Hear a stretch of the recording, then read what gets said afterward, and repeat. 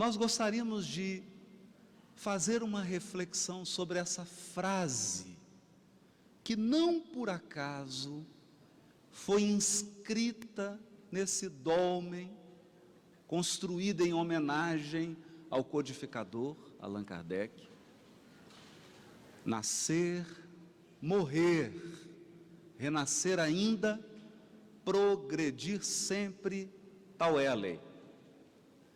E eu convido a todos então que voltemos no tempo,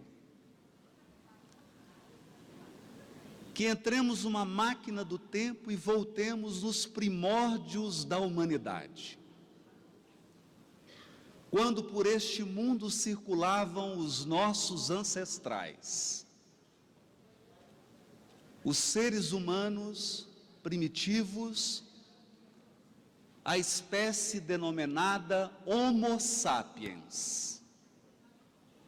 Esses seres humanos que ensaiavam a sua evolução planetária circulavam por diversos lugares,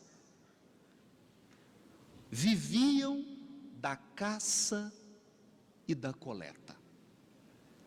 Há um aspecto curioso nesse modo de vida. Quando você vive da caça e se desloca a todo momento, você não possui raízes e não se fixa em lugar nenhum. Por isso, o homem primitivo, o ser humano primitivo, era considerado um nômade. Ele caçava quando tinha fome. Era a necessidade biológica que o impulsionava a agir. E imagine, se ele não experimentasse fome, ele não sairia do lugar. Era essa necessidade interna que o levava à ação de caçar um animal para poder se alimentar, ou coletar algum fruto, alguma substância que a terra oferecia, e que ele, num gesto de tentativa e erro, de experimentação, descobria aquilo que era bom, que era gostoso, que era ruim, aquilo que matava e aquilo que nutria. Um ser humano movido então apenas pelos seus impulsos biológicos. Experimentava também sede, então buscava os locais em que tivesse água. Se você observar na Europa inteira, quantas cidades se estabeleceram ao longo ou às margens dos rios. A própria civilização egípcia ergueu-se à margem do rio Nilo. Sempre as necessidades biológicas impulsionando a criatura humana a encontrar soluções para satisfazer as suas necessidades. Sede, fome e a terceira delas, vital também, segurança. Vinham as tempestades, as geleiras, o inverno rigoroso, as alterações climáticas, e esse Homo sapiens, essa criatura primitiva, era quase que forçada a buscar abrigo. Por mais que avancemos na história humana, essas três necessidades continuam ainda guiando e movendo o ser humano: fome, sede e necessidade de abrigo e segurança. Ocorre que, passados milênios e milênios, que a espécie humana era caçadora e coletora, despertou nesse ser primitivo uma nova atitude mental. Ele passou a refletir sobre o ambiente que o cercava. Então ele fita o céu e, observando o céu, ele nota que algumas estrelas ou conglomerados de estrelas não se moviam no decorrer do ano. Não se moviam no decorrer de vários anos. E a tradição foi passando de pai para filho. Ao lado desse conjunto de estrelas que não se moviam, ele percebeu que alguns corpos celestes se movimentavam. O sol, por exemplo, tinha o seu caminho no céu. E era um caminho fixo. Em toda a época do ano, você poderia encontrar o sol naquela mesma posição, naquela mesma inclinação. E o homem primitivo percebia que há uma ordem celeste. O mesmo se deu com a observação da lua. E a lua era o corpo celeste mais interessante de todos, porque ele não apenas mudava o seu percurso e a inclinação, mas a lua mudava em si mesma. Uma hora ela desaparecia, outra hora ela surgia plena, cheia, algumas vezes só a metade dela. Mas tudo isso era cíclico. Esse ser humano, Homo sapiens, então, começa a refletir e chega a uma conclusão muito simples. Há uma ordem cíclica na natureza. A natureza é composta de ciclos perfeitamente ordenados, que não falham. E então se encantou. Surgem as tradições, as danças, os cantos, as poesias. Aquele ser humano tem necessidade de cantar, de retratar na pintura, na cultura rudimentar, a ordem que ele observava na natureza.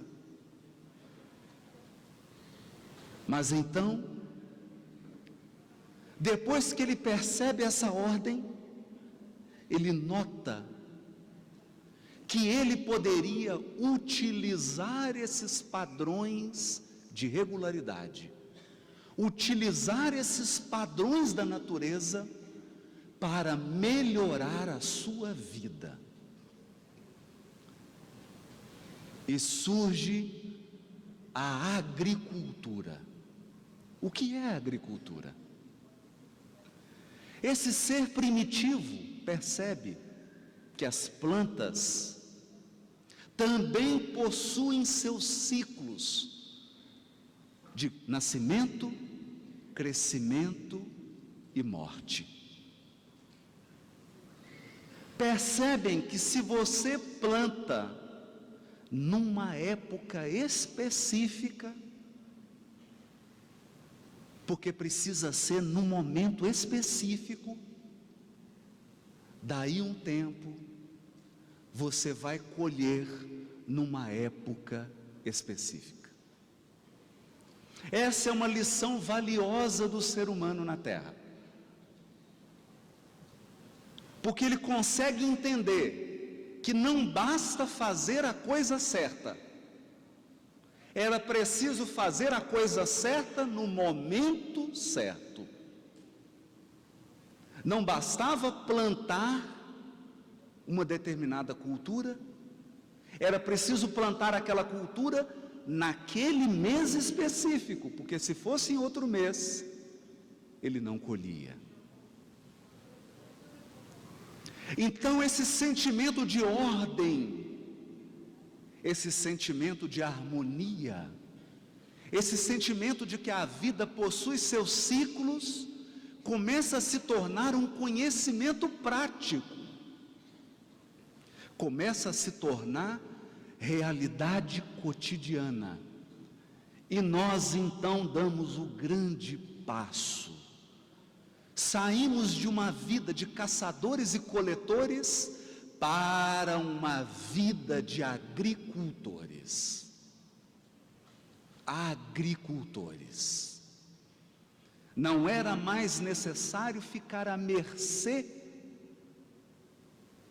dos animais. Não era mais necessário sair sentindo-se inseguro e com medo para caçar o alimento do dia. Agora, esse ser humano entendia que ele poderia manipular as espécies, as sementes, poderia cuidar da terra. E se ele observasse o padrão de ordem que existe na natureza, ele iria colher fartamente.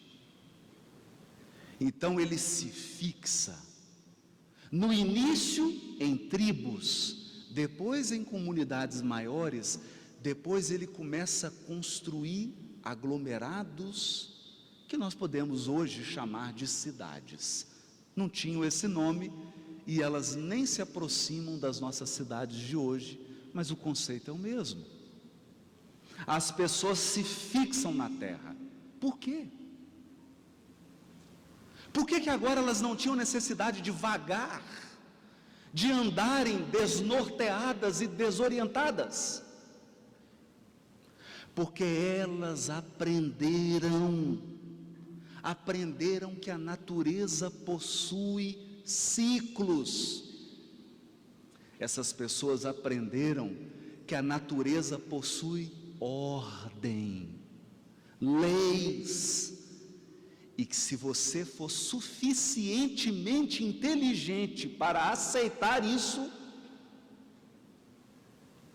e se você for suficientemente habilidoso para usar isso, você vive melhor. Surgem então as plantações. Com as plantações, as casas. O ser humano se fixa. Ele percebe também que as espécies animais que antes representavam medo, os outros seres despertavam apenas medo. Por isso que ele caçava, ele prendia, ele matava. Mas agora ele percebe que essas espécies animais também possuem o seu ciclo de reprodução. Então o ser humano começa a cuidar de animais. E ele vai chamar esse conjunto de animais de rebanhos. Ele sabe que uma vez por ano, a fêmea da espécie dará sua cria. E ele sabe que se ele alimentar, e que se ele observar a ordem da natureza, ele aumentará o seu rebanho. Então ele não precisa mais desesperar-se com a caça, ele pode criar animais. O tempo passa, E essa compreensão de que existe uma ordem na vida se aprimora, ela se sofistica. O ser humano começa a observar, porque ele olhava para aquele mundo, e o mundo parecia um mundo caótico. Imagine você, o que era viver naquela época. Mas agora, ele é um agricultor. Agora, ele cuida de animais. Agora, ele se fixou no lugar e ele começa a observar que há elementos na natureza. A pedra, o ferro. Nem todos os elementos são iguais. A natureza é dividida também em espécies. Não só as plantas, não só os animais, os minerais também. Então o homem, o ser humano, quando digo homem, digo a espécie humana, o Homo sapiens, começa a manipular a matéria. Ele então cria artefatos, vasos, facas, objetos cortantes. Por quê? Porque existe um padrão de ordem na natureza. Pedra é pedra, ferro é ferro. Pedra se comporta de um jeito, ferro se comporta de outro. O ser humano descobre o fogo, um modo de manipular a matéria, e ele então ingressa numa fase da forja, submetendo os elementos da natureza a altas temperaturas. Ele consegue forjar equipamentos. Por quê?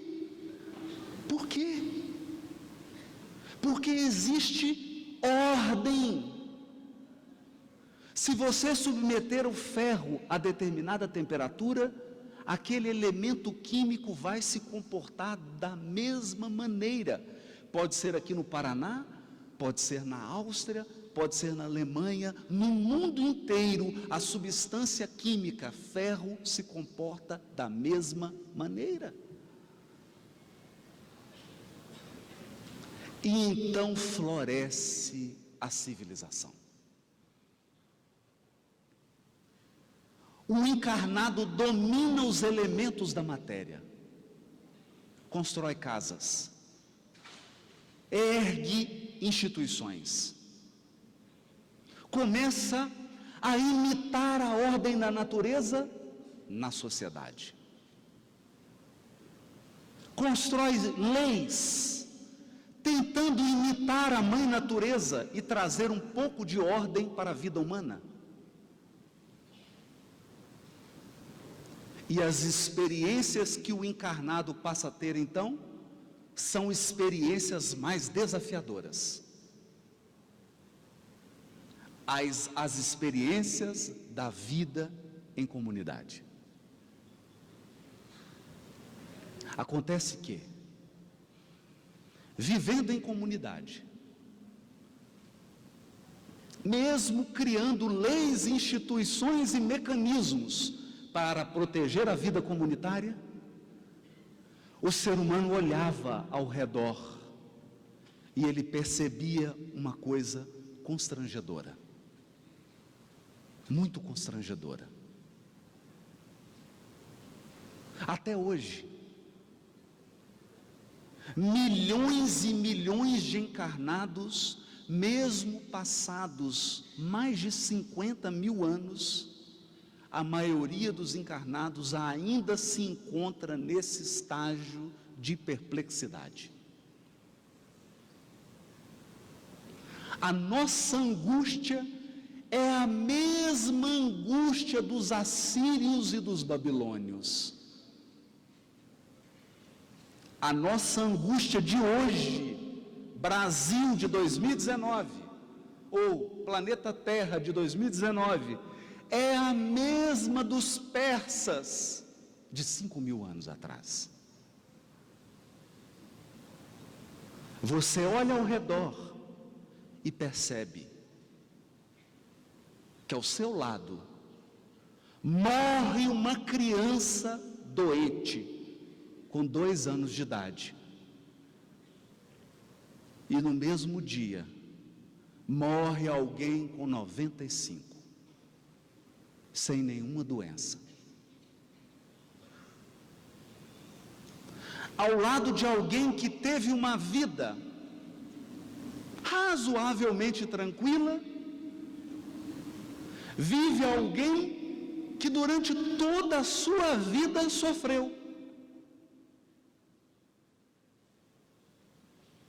Ao lado de uma família que tem 3 filhos, que criam seus filhos, esses filhos se casam, vivem bem, há uma outra família que perdeu todos os filhos em um acidente.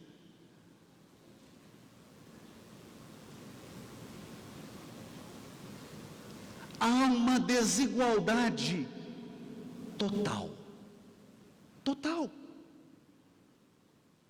E não é uma desigualdade de recursos materiais. Você pode dar recursos materiais iguais para todas as pessoas. É uma desigualdade de destino. Destino. Um nasce cego, o outro enxergando, e outro meio cego. Nem vendo, nem cego. No meio, com tendência a piorar. Outro dia encontrei com meu amigo, da minha idade.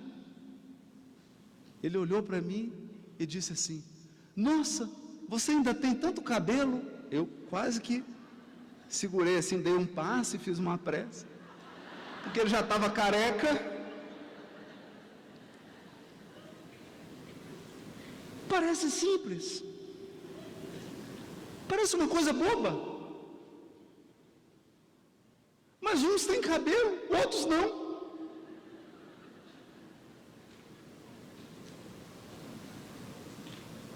Uns possuem uma vida afetiva estabilizada, outros vivem tormentas. Uns nascem e, mesmo sendo responsáveis, trabalhadores, talentosos, têm uma vida material desafiadora. Outros nunca passaram uma dificuldade material. Então você volta a olhar para a natureza e observa, você olha para o céu, e o céu continua exatamente o que era há centenas de milhares de anos. O sol continua fazendo o seu caminho todos os dias. A natureza é tão sábia, que nós podemos fazer uma previsão. Por exemplo, todo ano, dia 25 de abril, tem sol em Curitiba. Pode anotar, é 25 de abril. Nos outros dias está nublado e com frio. Então você olha para o céu, tem ordem. Você olha para as plantas, tudo tem ordem. O café tem seu ciclo, a alface tem seu ciclo, a soja tem seu ciclo, o arroz tem seu ciclo. O arroz você tem que plantar num determinado mês, o café em outro, o alface em outro. Lembre-se, não basta fazer a coisa certa, é preciso fazer a coisa certa no momento certo. Tudo tem ordem, mas quando você olha para a sua vida, é uma desordem.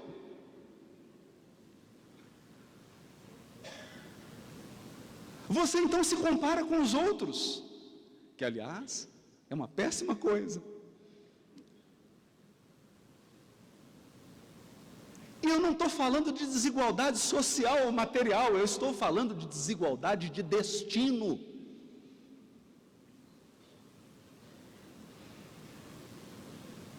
Esse é o grande ponto. Esse é o grande dilema humano.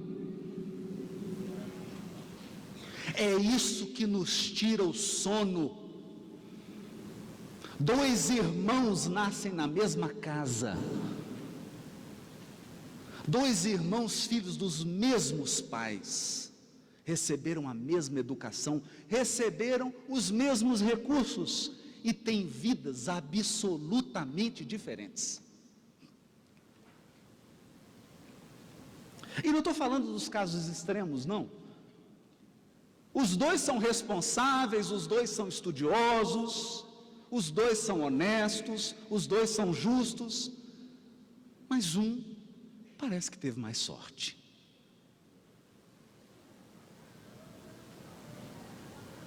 E nada apaga essa sensação de desconforto.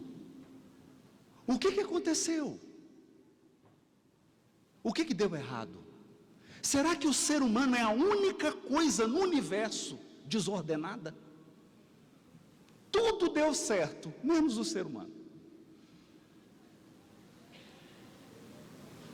Os minerais estão em ordem, a flora está em ordem, a fauna está em ordem, o universo está em ordem, mas o ser humano, nem tanto. Seria isso?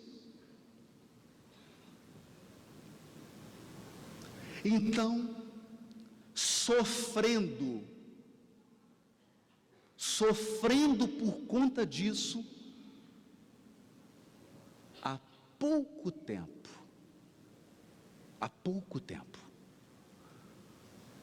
há uns 5 mil, 10 mil, tá bom, 15 mil anos atrás, nós começamos a fazer uma experiência que eu poderia chamar de experiência religiosa filosófica. Nós precisávamos encontrar uma explicação. Por que Maria e José, ou Joaquim e Manuel, ou Alfred e Mirna, tiveram 3 filhos, os 3 morreram. E a sua irmã teve 4 filhos, e os 4 estão vivos, muito bem, obrigado.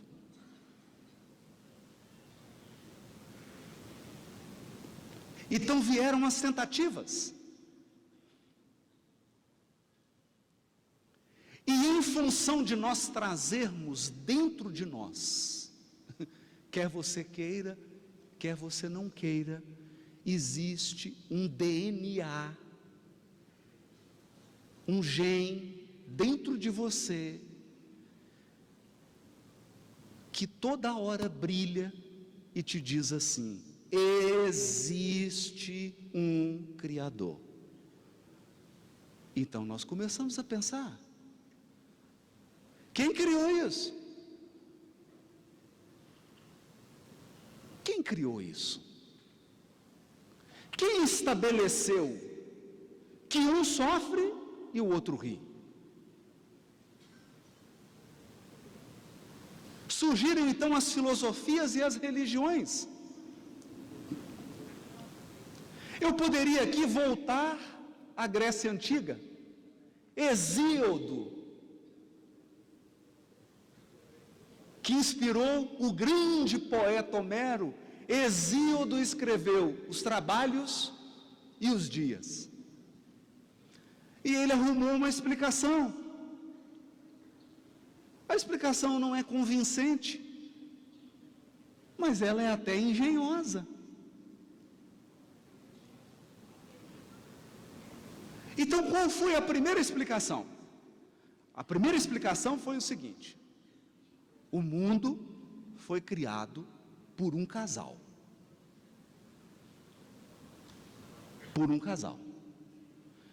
Então criaram tudo, a natureza, mineral, as plantas, os animais, no início do casamento. Porque eles estavam bem, se amavam. Mas aí o casamento começou a se desgastar. Isso antes deles criarem os seres humanos. Quando eles já estavam pensando em divórcio, resolveram criar o ser humano. E aí, nas vésperas de criar o ser humano, veio o divórcio, mas a mulher já estava grávida. Já estava grávida, com muita raiva do marido. Na época, não tinha divisão de bens, nem justiça para poder fazer o divórcio e a separação de bens. Então a mulher pediu para os filhos matarem o pai. Eu estou contando para vocês, mitologia grega. Uranós e Gaia, Uranós sofrendo a agressão do seu filho Saturno, que tentou matá-lo. Uranós o céu, Gaia a terra, Saturno o tempo. Então eu estou falando grego com a sua imaginação. Mas o que significa isso? A partir de Saturno e da tentativa de matar o seu pai, surge uma multidão de deuses. E essa multidão de deuses vai criar, cada um, uns tipos de gente para morar na terra. Por isso que todo mundo é diferente. Então, uns são filhos de um Deus, outros são filhos de outro. Aí você conseguir explicar essa bagunça que é o ser humano. E essa diversidade que há na vida humana. Tudo parecia ter sido explicado, mas quem se convencia disso? É mais ou menos se eu dissesse assim: vamos separar esse auditório em 3 partes. A turma da esquerda é a turma que vai nascer só sofrer. Combinado? Só paulada. A turma do meio, vai umas pauladinhas, mas vai ter uma vida razoável. E a turma da direita, só alegria. Ótimo. Não, mas eu não separei ainda. Então agora eu preciso montar os grupos. Quem se voluntaria para ir para a esquerda? Ninguém. Para a coluna do meio. Quem quer vir para a banda aqui, dos felizes? Todo mundo? Para não falar que eu estou dando conotação política à palestra, então vamos mudar. Do lado esquerdo, só os felizes.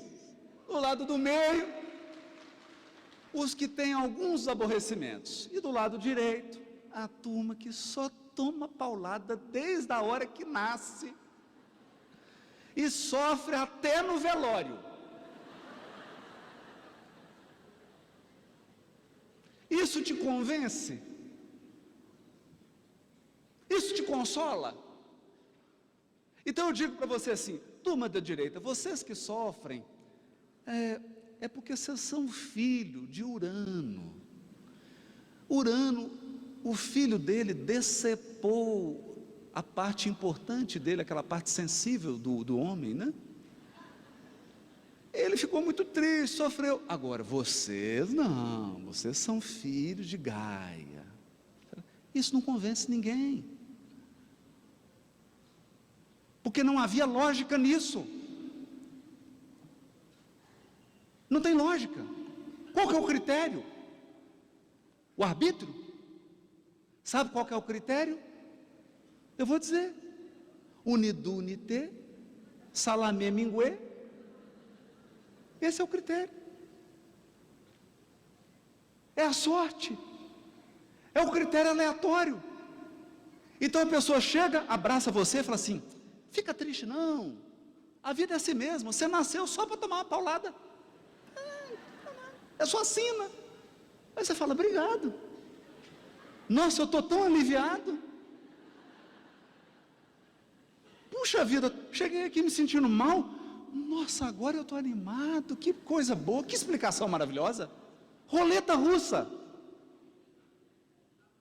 Aí você tem uma filhinha, um filhinho. Vamos fazer aqui, peraí, gira. Unidunite salamemingueira. Ih, vai sofrer a vida inteira.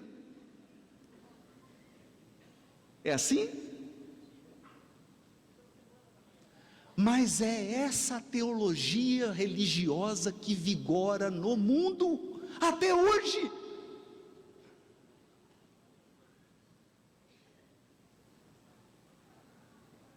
A maioria, as principais religiões do mundo, apenas reeditaram a obra de Hesíodo, os trabalhos e os dias.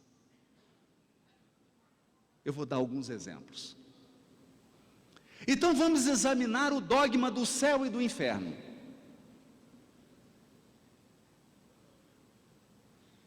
Uns vão para o inferno, outros vão para o céu. Há alguns teólogos que chegam a dizer, você já nasce com um bilhete comprado. Então, não se preocupe. Se você tiver que ir para o inferno, você vai mesmo. Porque você já nasceu para ir para o inferno. E quem nasceu para ir para o céu, vai para o céu. É a teologia da predestinação. Deus já escolheu quem vai queimar e quem vai comer uva e tocar harpa. Ponto final. E essa teologia vigorou e tem até hoje milhares, centenas de milhares de adeptos. E nessa proposta religiosa, o que você tem que fazer? Tem que convencer ninguém. Não tem que ficar fazendo conferência espírita do Paraná. Você tem só que identificar quem que nasceu para ir para o céu, reunir e dar tchau para quem nasceu para ir para o inferno. É simples. Te convence? Não, me convence. Te convence? Então tá. Você vai para o inferno, sua mãe vai para o céu. Aí ficou desconfortável. Não é? Porque essa tese só é confortável se toda a sua família e os seus amigos forem para o céu, não é mesmo? Agora, se tiver que dividir, está você, sua mãe, seu pai, o esposo, o marido, os filhos, aí divide. Vem cá. Não, você vai para o inferno. Mas nós vamos ficar separados? Para sempre. Você gostou? Você se sentiu consolado? Então você chega e fala, nossa, eu estou passando tanta dificuldade na vida. Preocupa, você nasceu para ir para o inferno. É predestinação. Você já nasceu para ir para o inferno. É só contar o dia. Te consolou? Você está animado? Seu sábado vai ser melhor? Não vai? Mas aí nós temos uma versão, então, uma versão gourmet do céu e inferno. Uma versão light. Não tem glúten, nem açúcar, nem lactose. É o céu e inferno sem glúten, sem açúcar e sem lactose. Como é que ele funciona? Funciona assim. Funciona da seguinte maneira. Toda vez que você faz uma boa ação, vai para o pote do céu. Toda vez que você pratica uma má ação, vai para o pote do inferno. Depois o que a gente faz? Quando você morre, a gente conta o pote. Aí você morreu, tá bom assim? Poxa, agora ficou bom. Essa é a versão gourmet do inferno e do céu. Ficou bom porque agora, pelo menos, ir para o céu e para o inferno depende de mim. Será? Então vamos lá. Você vive, aí morre, vai fazer a contagem. 100 pedrinhas no inferno, 99 no céu. Por uma questão.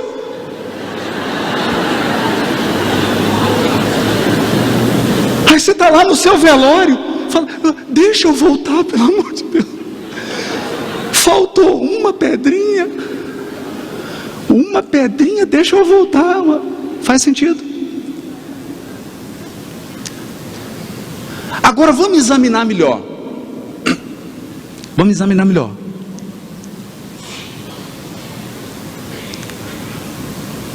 Você tirou seu carro da garagem. Tirou seu carro da garagem para dar uma ré. Só que você não viu que o seu gatinho estava atrás. Passou por cima dele. Matou o gatinho. Essa pedrinha vai para o céu ou para o inferno? Para o inferno. Pedrinha é uma má ação. Matou o gatinho. Vai para o inferno.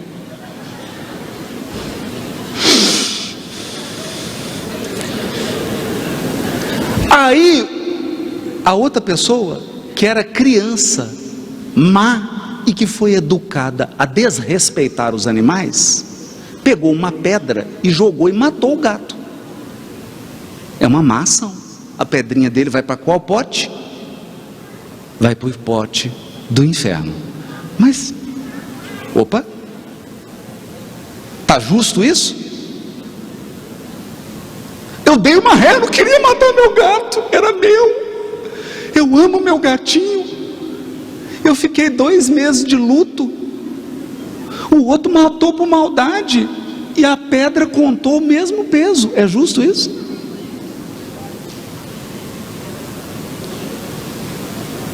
É justo? Aí você é um sortudo, porque aí tem que ter um pouco de sorte.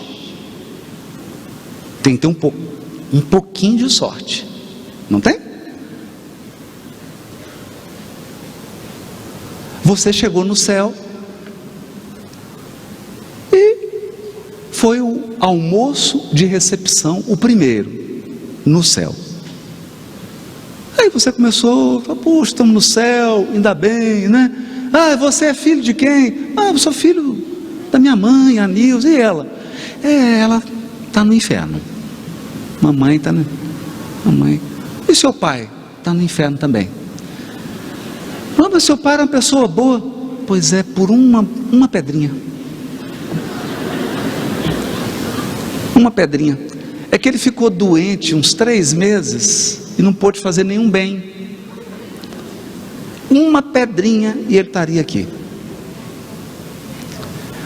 E a sua mãe, uma pessoa tão boa.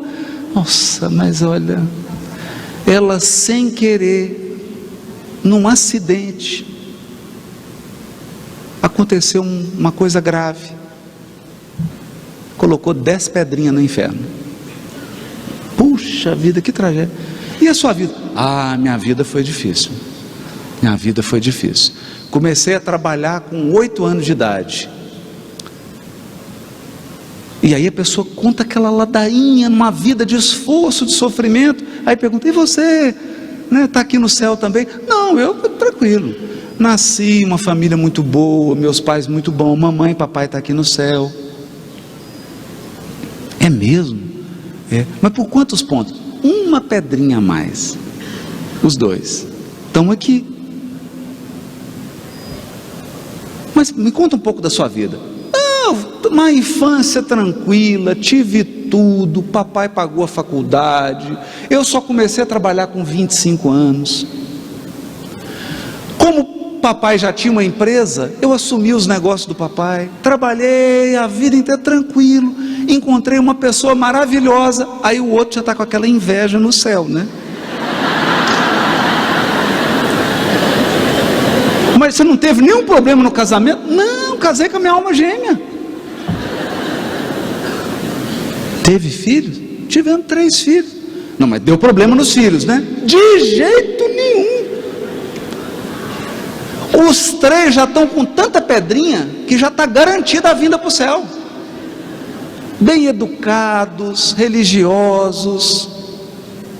Não, mas aí você morreu de alguma doença, né? Não, estava assistindo televisão, 95 anos, de repente morri.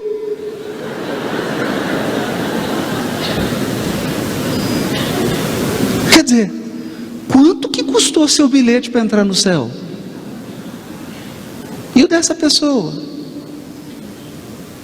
Faz sentido?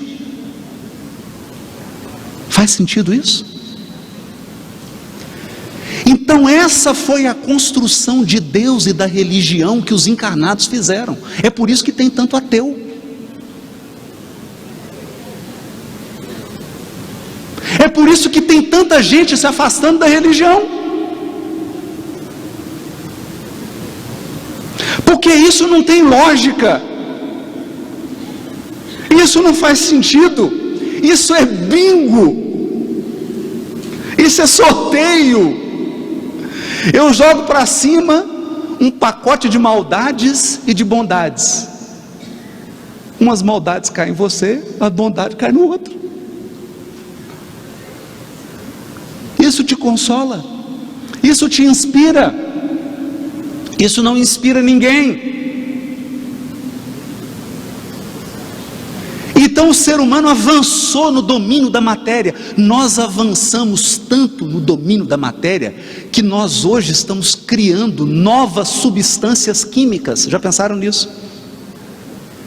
Nós estamos às vésperas de criar um novo elemento químico que se chama grafeno. O dia que nós conseguimos produzir em escala comercial o grafeno, muda a tecnologia da humanidade.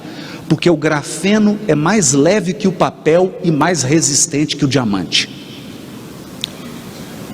O grafeno você consegue dobrar ele como se ele fosse um plástico, mas você não consegue romper. Isso significa que você consegue construir um avião que pesa 400 quilos. Já pensou você com uma mala de mão que pesa 50 gramas e você colocou toda a sua maquiagem ali, todos os seus vestidos, 3 vestidos para cada dia,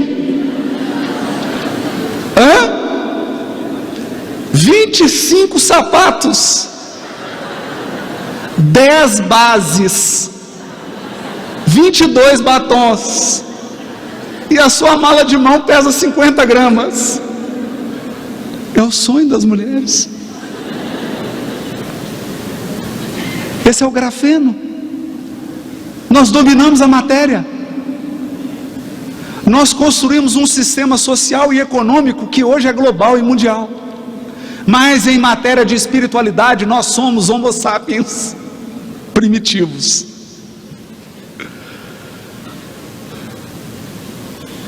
A maioria dos encarnados nutrem crenças religiosas que são infantis. Eu não estou ofendendo ninguém. Eu estou dizendo a crença. Então, em 1857, seres mais evoluídos que nós, nossos irmãos, pessoas na essência iguais a você, iguais a mim, só que mais evoluídos, mais avançados, mais experimentados, se reuniram e tomaram uma decisão: vamos ajudar essa turma? Vamos. Vamos transmitir a nossa experiência de vida para eles? Vamos. E eles nos ensinaram coisas simples que eu quero falar agora. Você planta milho, anda pelo Paraná, agora é a época do plantio do milho. Anda pelo Paraná. Daqui a pouco vai ser da soja. Anda pelo Paraná. O milho está começando a crescer. Plantou 1 mês e meio atrás, 2 meses atrás. Ele começou a crescer, ele está crescendo. Daqui a pouco começa a surgir a espiga. Daqui a pouco a espiga começa a ter o milho, o grão verde. Daqui a pouco tem pamonha. Daqui a pouco o milho fica amarelo, começa a ficar duro. Daqui a pouco seca tudo.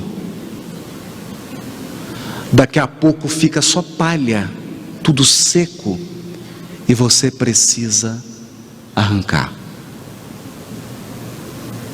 Mas ano que vem, você planta de novo, o milho cresce, surge a espiga, surge os grãos verdes, pamonha de novo, seca, fica amarelo, e você tem que arrancar. Mas no outro ano, perceberam? Então por que a sua vida é diferente disso? Tudo na natureza tem um ciclo. Por que a sua vida não teria? Estaria o ser humano alheio à natureza? Então vieram os imortais e nos disseram: ei, meus irmãos,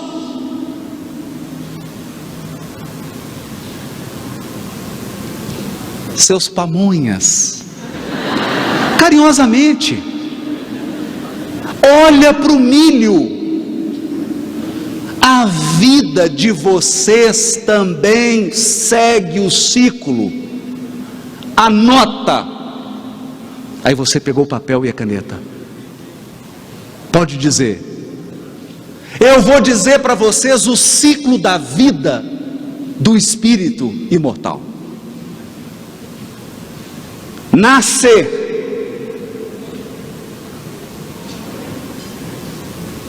morrer, renascer de novo.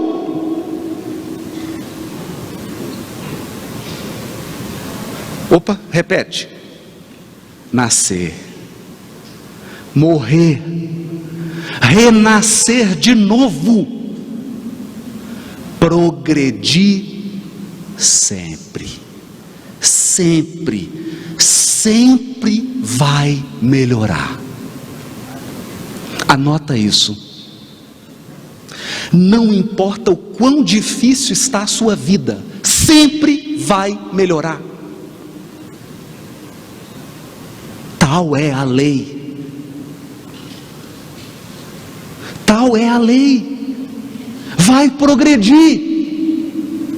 E o que está ruim hoje é porque você está consertando. Então olha para a sua vida. Eu tenho certeza que não está tudo bom. Nunca vai estar. Nunca. Nunca. A gente vai chegando numa idade, aí você começa a conversar com as pessoas. E aí, meu amigo, como é que era 25 anos atrás? Nossa, rapaz, não tinha dinheiro para nada, Jesus amado. Ô luta.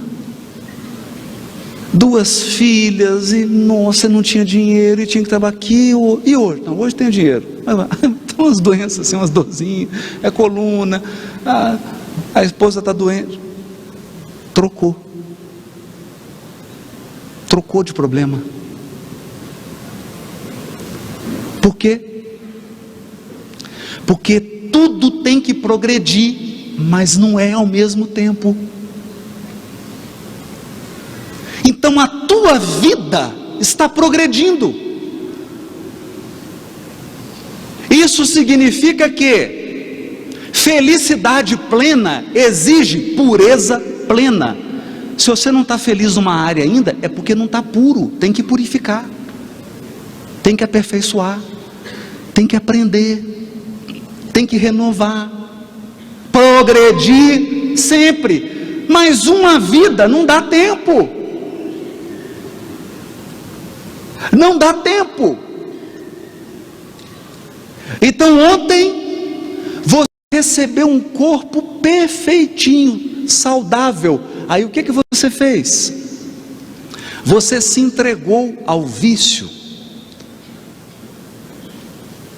à droga, à bebida, à gula, ao excesso. Trabalhou demais, não descansou. Você levou seu corpo, estraçalhou com o corpo. Aí agora você vem nessa vida um corpo frágil. Frágil. Porque você precisa aprender a conhecer seu corpo. Você precisa aprender a lidar com os limites do seu corpo. E você precisa aprender a viver na matéria. E essas experiências aprimoram a sua alma. Então hoje você tem uma criatura. Pense nisso. Pense nisso. Porque a maioria de nós grita e se revolta na hora da colheita, mas não reflete na hora do plantio. Não reflete. Então você pega uma criatura, ela tem família organizada, ela tem estabilidade financeira, ela tem todos os recursos que muitos não tiveram.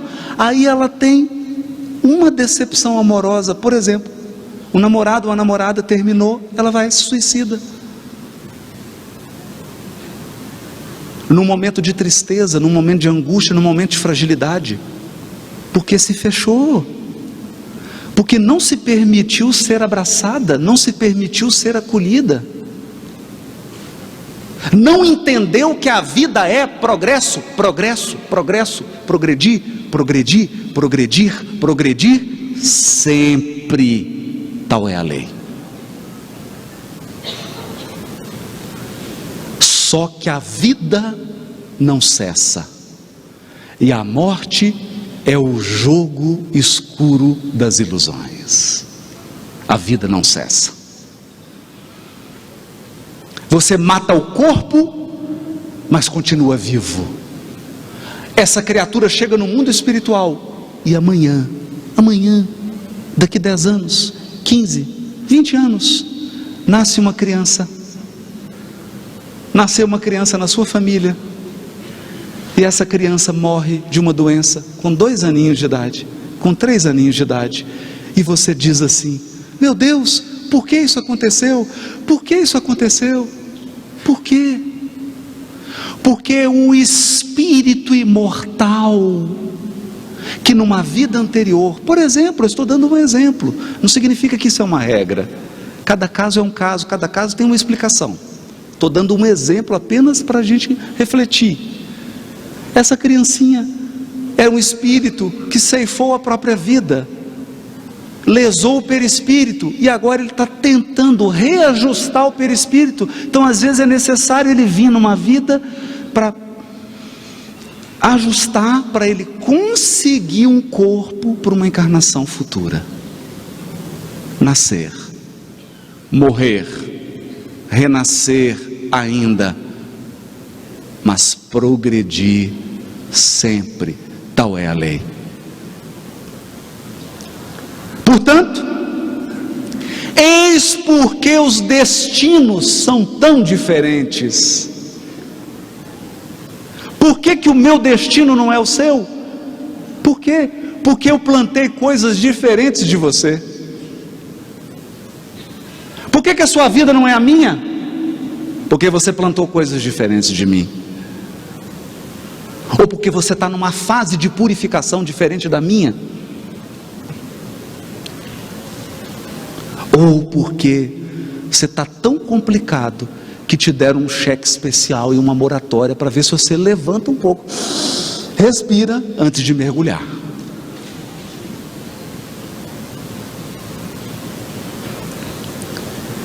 Surge então o conceito de evolução espiritual.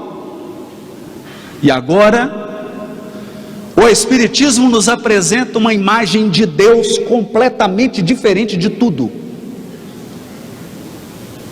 Completamente diferente de tudo. Eu vou tentar dizer uma linguagem assim mais moderna, mais Deus é o seu coach.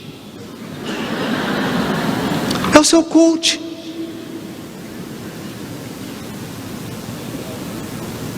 Ele está aqui. Aí você fala assim: pai, eu acho que eu vou plantar pimenta, porque eu quero ver o negócio arder.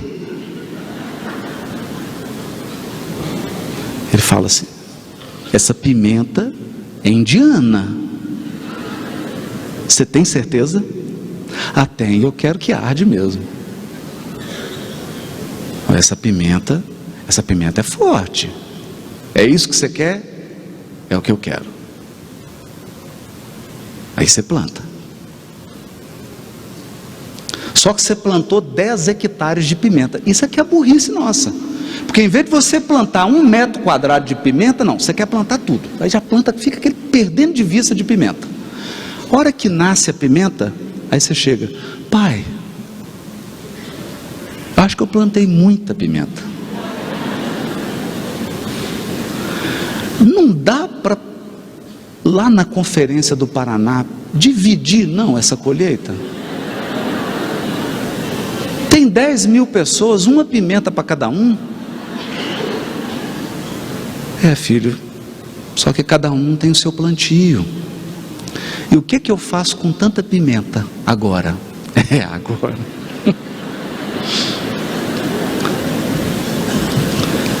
Agora eu vou te ensinar a diversificar a cultura. Você aprendeu. Você progrediu. Aí você usa aquela pimenta, você chega todo pimentado no mundo espiritual, nasce de novo. Pai, estou com a vontade de plantar uma pimenta.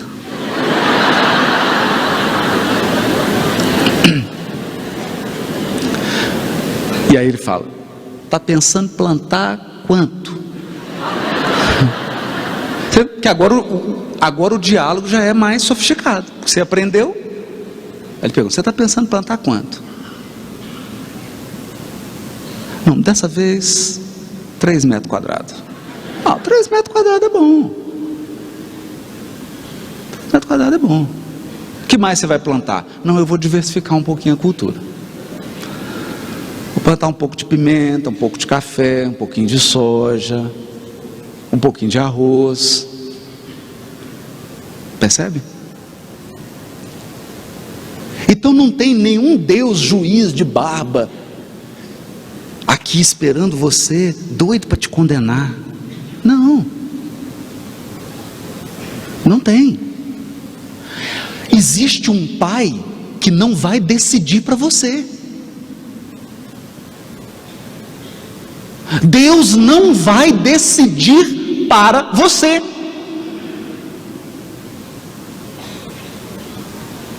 Ele vai te orientar. E acredite, depois que você plantou mal, se não fosse Ele, você não estaria de pé. Porque depois que a gente faz a bobagem, Ele fica do nosso lado ajudando a resolver. Então, deixa eu te dizer o seguinte: se a sua vida hoje são 5 alqueires de pimenta, fica calmo. Segura na mão de Deus e vai.